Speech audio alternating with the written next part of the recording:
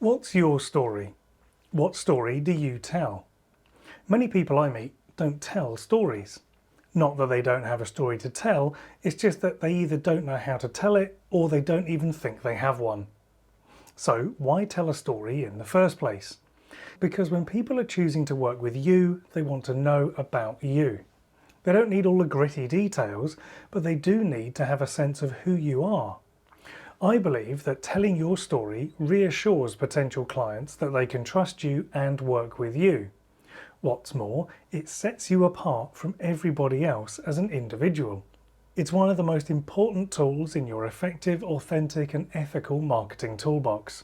I'm Simon Batchelor, and in this video I'll explain why it's important to consider what exactly your story is and how you can tell it. After all, the story you rehearse and tell is the one that will come true, because it's the one that people will believe about you. Your story does not begin once upon a time. It's not a script that you learn off by heart and can recite perfectly on demand. I'm talking about the kind of response you give when someone asks you, "So what do you do?" It's the kind of story you tell when people you're interested in working with want to know who you are, who you work with, what you work with them on, and whether they can connect with you and trust you. When you hear these kinds of questions, you can either trot out a sales pitch or you can paint a picture, set the scene and tell them who you are. This can make the difference between a person wanting to carry on talking to you and maybe even working with you, or moving on to talk to someone else. The story you tell is important, and it's simpler than you think to create a flexible framework for your story that you can use to connect with people.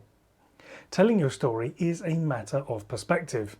In my book, Reframing Marketing, I explain that there are 3 story variations that you can use to tell your story in different ways.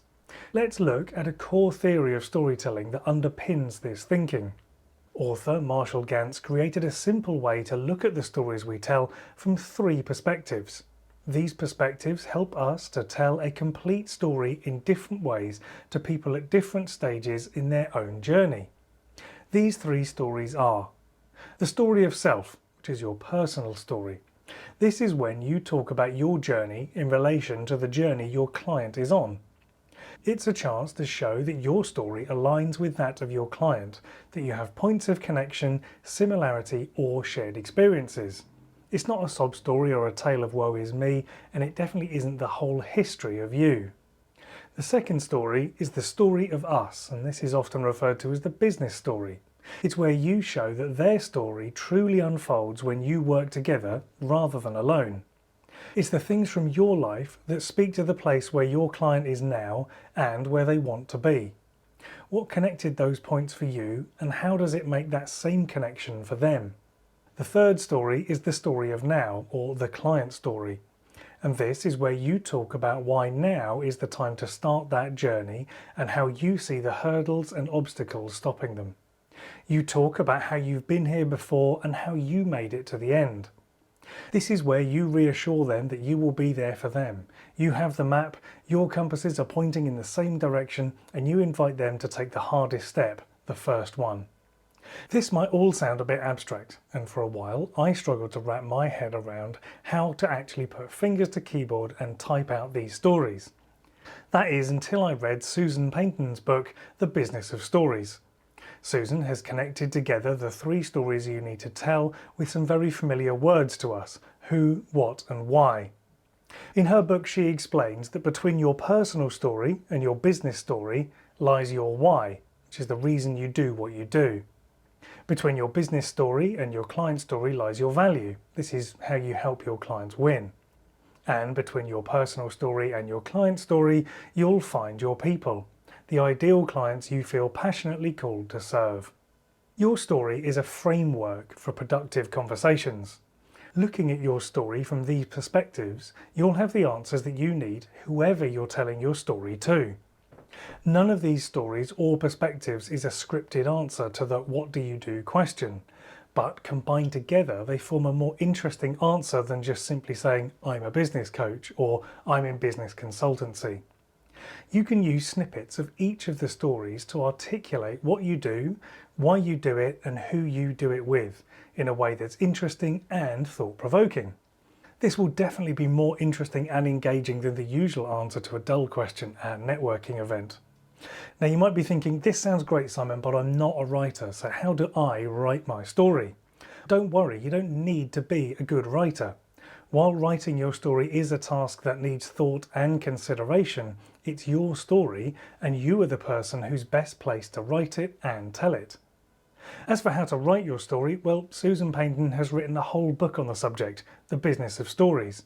With Susan's kind permission, I've included a summary of each of her 3 storytelling methodologies and how you can write them for yourself in my book, Reframing Marketing. I've also included how you can effectively intertwine those stories with your marketing plan. Once you have your story, you will find that you're able to call upon it in many different situations, matching the relevant story elements to the circumstances. You may find yourself telling your story in a variety of different situations, such as introducing yourself at the start of a new Zoom meeting, when you meet someone new at a networking event, or simply updating your LinkedIn bio. Your story is unique and only you can tell it. Although this blog post may not offer a deep dive into writing your story, I hope it will get you thinking about how you could use your story in a more creative way.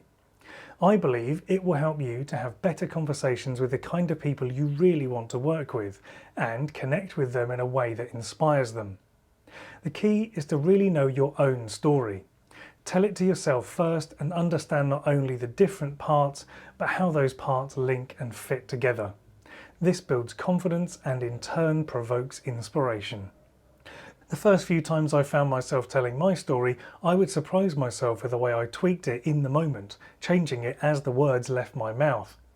As with a lot of things in marketing, your story is never truly finished, it's just the current version. So what story are you going to tell?